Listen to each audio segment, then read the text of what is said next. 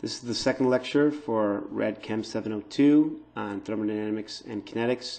This lecture will be given in two parts. The first part will cover the first four topics, and the final lecture will cover equilibrium calculations. The goal of this lecture is to provide a review of concepts for applications to radiochemistry. This lecture will begin with thermodynamic terms. One of the first thermodynamic terms we can discuss is heat capacity, which is, as you may already remember, the amount of heat required to raise 1 gram of substance 1 degree centigrade, or 1 degree Kelvin.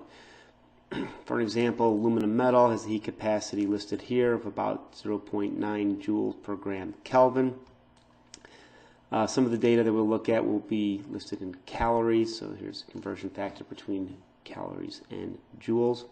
So you can use this equation, you can use this term to solve, for instance, what heat is needed to increase 40 grams of aluminum by 10 degrees, and that answer would be close to 360 joules. And over to the right, there is a figure that evaluates the heat capacity, the change heat capacity for UO2 as a function of temperature. So that we can see that the heat capacity term can change as a function of temperature, and this implies that there are changes within the materials that are reflected by thermodynamic properties. Another definition that you may remember is exothermic. In other words, a reaction that produces heat at 25 degrees is defined as exothermic. An example is carbon plus oxygen going to CO2. The opposite of exothermic is endothermic, and those are reactions that require heat. Now, when we discuss some material or a system, we can talk about the energy content of the system in terms of enthalpy. This describes the energy of a system and really accounts for, as described here, energy transfer to the environment by heating, by expansion or heating.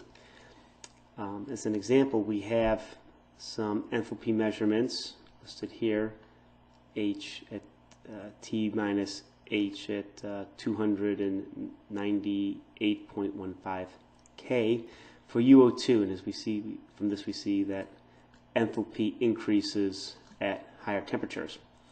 What's really measured is the change in enthalpy, delta H, and you can often determine that for a reaction by taking the products minus the reactants. Exothermic reactions are negative and they tend to be spontaneous. Enthalpy can also be estimated using bond energies. An example here is for ammonia. You can use the bond energy, so it's the products minus the reactants. So there are 3 nitrogen-hydrogen bonds per ammonia. There's 6 overall. Subtract that from the nitrogen and the 3 hydrogens.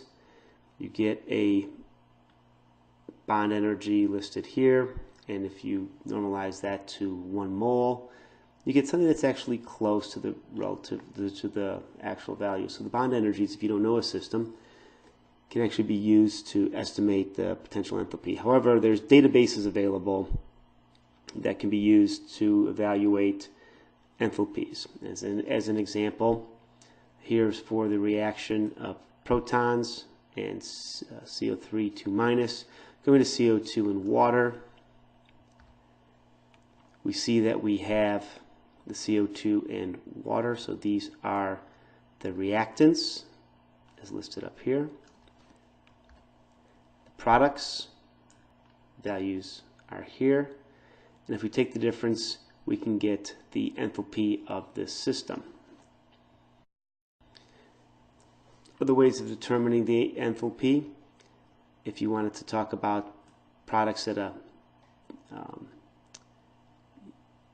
from one temperature to another, we could actually look at looking at products from starting at one point as the reactants increase in temperature and then go back down. So if you don't have data directly go from one to another, you could use experimental data for a system that's closed and determine enthalpies throughout the products of the system. This would include both using enthalpy terms and heat capacity terms, as listed here. But overall, generally, your data is available. There's large databases available, and some examples are presented here for some pure substances and solution substances. Other terms similar to enthalpy is entropy, and actually combining entropy with enthalpy can give information on the Gibbs free energy of the system. Entropy is a randomness of the system. It tends to increase in delta S tends to be spontaneous. Combination of enthalpy and entropy can be used in evaluating the free energy. The Gibbs free energy is defined here, where delta G, one term is delta H minus T delta S, or delta G equals RT log K. In this case, K is the equilibrium constant with an activity at unity. Gibbs free energies are also available in databases. As an example here, a very simple reaction for the dissociation of water. What is the constant for the reaction? Well, you can use, if one calculates the Gibbs free energy, minus RT log K can be used to determine K, the equilibrium constant. So at 298.15 K, the Gibbs free energy of the reactant is listed here. This data is taken from databases. You get almost 80 kilojoules per mole. Log K, right, which would be delta G divided by minus RT, delta G minus RT is equal to negative 32.2. K is equal to 1 times 10 to the minus 14th. And this is basically kW, or the kW for water, which is 1 times 10 to the minus 14.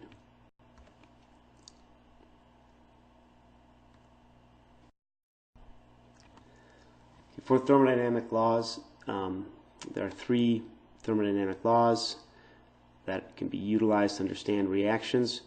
One discusses, the first law is really focused on energy conservation.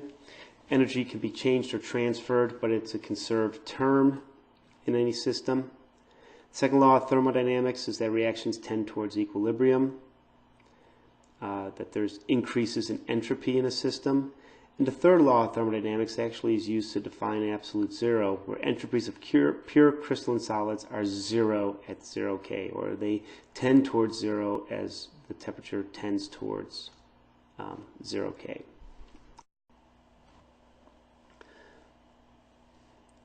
For separations, particularly for the actinides, redox reactions are very important, so we should have a review of some fundamentals of electrochemistry and redox.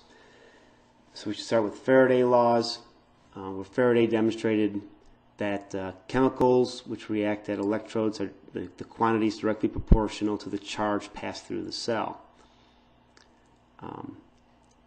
The value for coulombs is the charge on 1 mole of electrons, defined as the Faraday.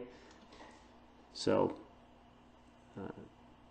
96,487 coulombs is the charge on 1 mole, and that's defined as the Faraday. This can be used as an example here, where copper-2 is electrolyzed by a current of 10 amps, and amps is a coulomb per second, for 1 hour between copper electrode. So how much copper reacts? Well, the reaction at the anode, copper goes to copper-2. At the cathode, copper-2 goes to copper. This is used for determining the number of the electrons. We have 2 electrons in the system. So 10 amps, that's 10 coulombs per second. It's 1 hour, so that's 3,600 seconds. And we know that the value for coulomb per mole is defined as a Faraday, so we get a value for how many Faradays there are. And we know that that's for moles of electron. We know that there's 2 moles needed for the copper reaction. So we use this to determine how many moles of copper react. Another important electrochemical reaction involves half-cell potentials. You can find lists of half-cell potentials listed in a number of places. Here's an example. There's a URL provided on this slide for finding some half-cell potentials. And they're defined from hydrogen gas to protons. At that point, it's defined as 0 volts. Other reactions are just compared to this hydrogen reaction. So, for instance, if we have a cell with zinc and an iron 3 to iron 2 couple at 1 mole, we can evaluate what will occur, what element will oxidize, what will reduce, and what will be the overall potential. If we look at the standard reduction potentials, we see that iron 3 to iron 2 is 0.77 volts, and zinc 2 to zinc is negative 0.76 volts. So the reduction potential for iron 3 is larger. This means that the iron 3 will be reduced and zinc will be oxidized in the reaction. So the balanced reaction will be 2 iron 3s plus zinc going to 2 iron 2s plus zinc 2. Now, even though we have to balance the moles in this reaction, the potentials are just added together. So 0.77 plus, because it's a negative, plus 0.76 volts is about 1.5 volt. The reason that we don't multiply the half-cell potentials is because those potentials it's defined for a mole of electrons. So the system's balanced as long as we're at a mole.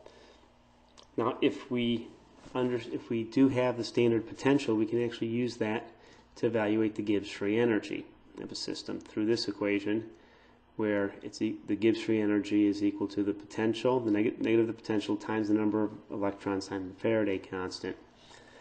And again, if we find the Gibbs free energy, we can actually find the equilibrium constant from the equation that we discussed earlier.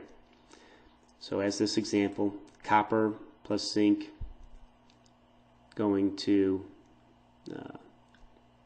copper metal plus zinc ions, that potential is 1.1 volts. It's 2 electrons. So we can use this to evaluate the Gibbs free energy of the system. Knowing the Gibbs free energy, we can evaluate enthalpy, entropy, and complexation constants. Now, if one is not at unit activity, so not 1 molar, you could use the Nernst equation to determine the potential at the given conditions.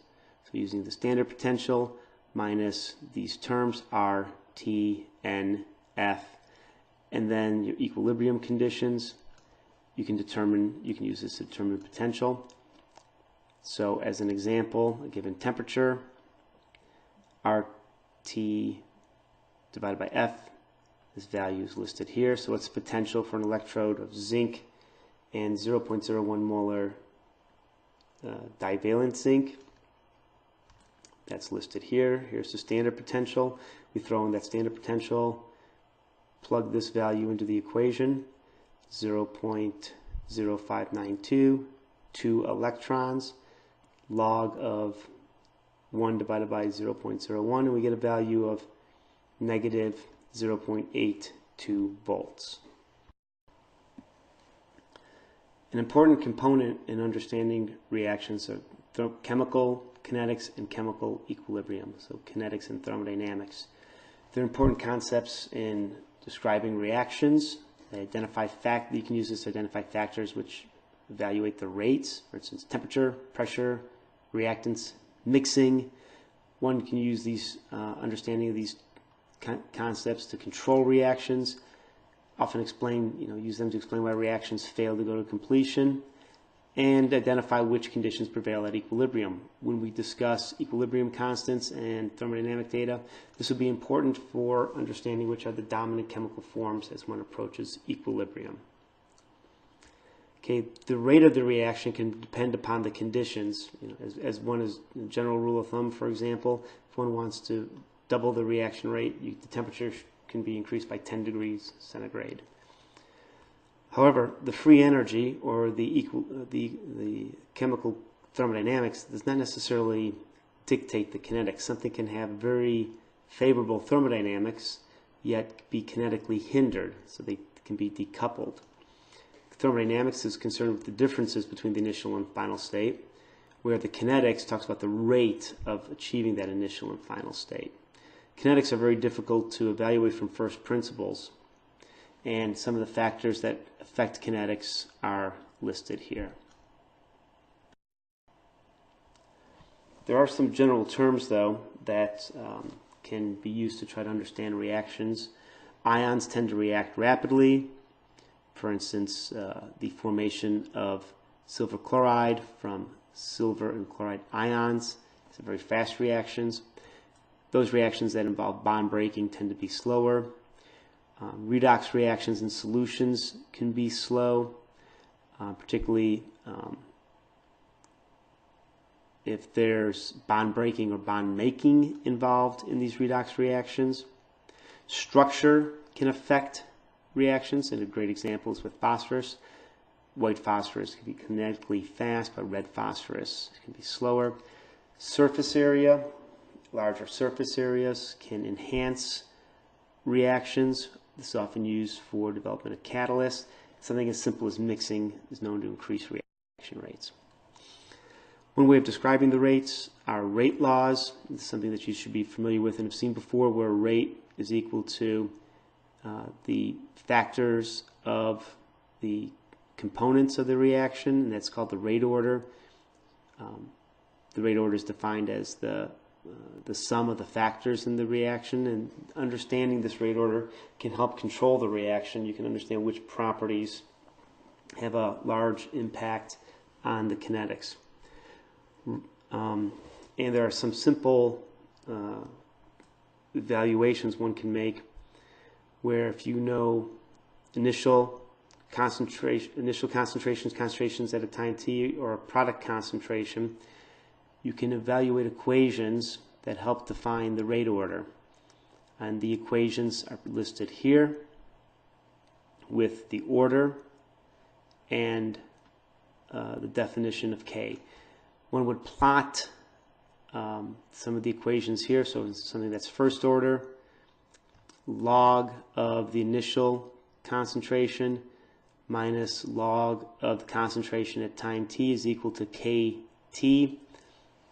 Plotting this value against t should give a linear response with the slope equal to K.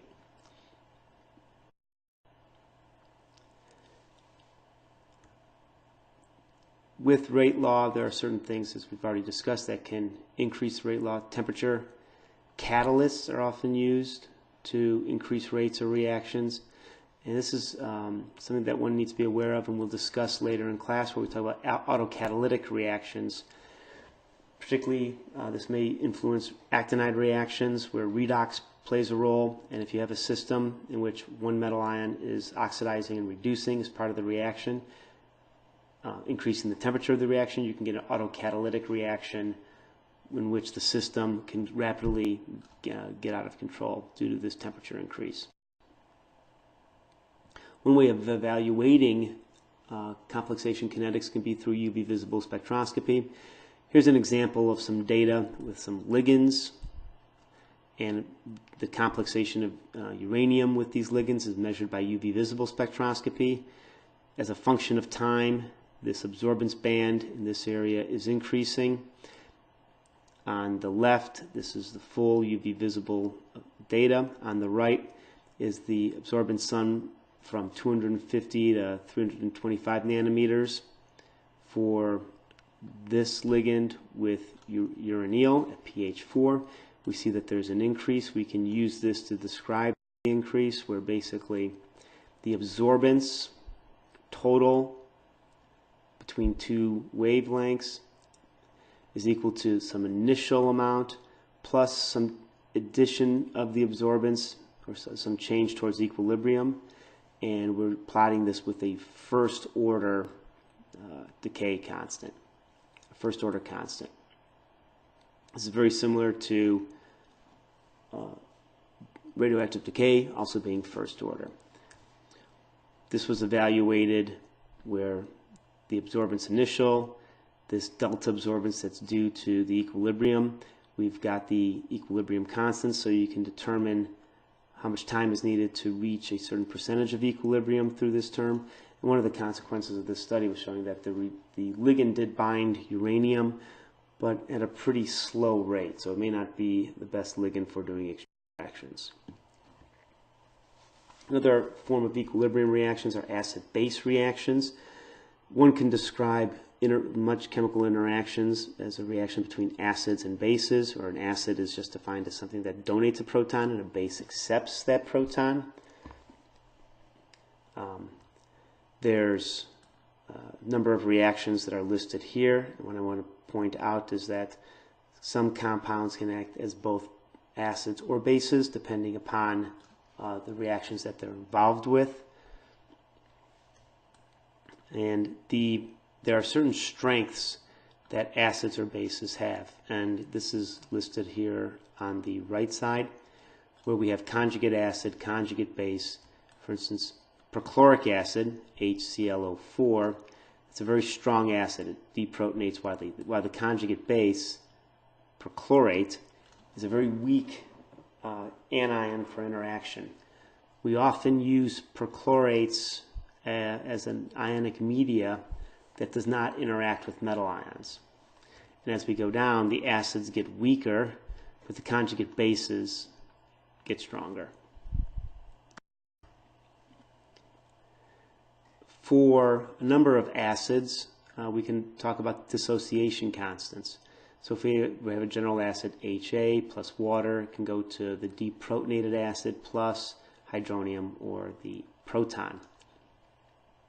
General equation, an equilibrium equation, is the products divided by the reactants, which are listed here. For acid, we can have the term the Ka, and this is the deprotonated conjugate base plus the proton divided by the bound acid. The pKa is equal to minus the log of the Ka. This is a term that's often used to evaluate acids, because as we'll show, the pKa is a very good handle for understanding what pH is necessary for deprotonating that acid, and conversely, it gives you a very good idea of what pH that acid can buffer. And here's an example of some acids with the formula for the acid and the Ka. There's databases for all these acids. One can use this as a calculation to determine a pKa. For example, a liter of 0.1 molar acetic acid has a pH that's listed here of 2.87. What's the pKa for the acetic acid? Well, the acetic acid, here's the protonated acetic acid plus water goes to the deprotonated plus the acid. If I look at this equation, I know that the amount of deprotonated plus is equal to the amount of the acid. Both of these are equal to the pH, which is 2.87. I can use my general equation for the Ka, which is equal to the deprotonated anion plus the proton divided by the acid. 10 to the minus 2 times 2.87, that's doubling of the 10 to the minus 2.8, divided by 1 minus 10 to the minus 2.8, because that's the amount of the acid that became deprotonated. That's equal to 1.84 times 10 to the minus 5, and that's actually equal to the pKa of 4.7, and acetic acid has that pKa. These weak bases in acids, such as acetic acids, can be used as buffers. And what's useful about this system, if you have an experiment in which you want to try to maintain a given pH, a buffer can often be useful. And basically, it allows the weak acid to either absorb protons or provide protons to maintain a pH within a given range.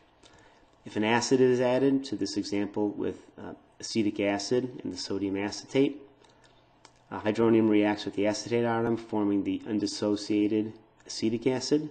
And if base is added, the hydroxide reacts with the hydronium ion, forming acetic acid, and this acetic acid dissociates.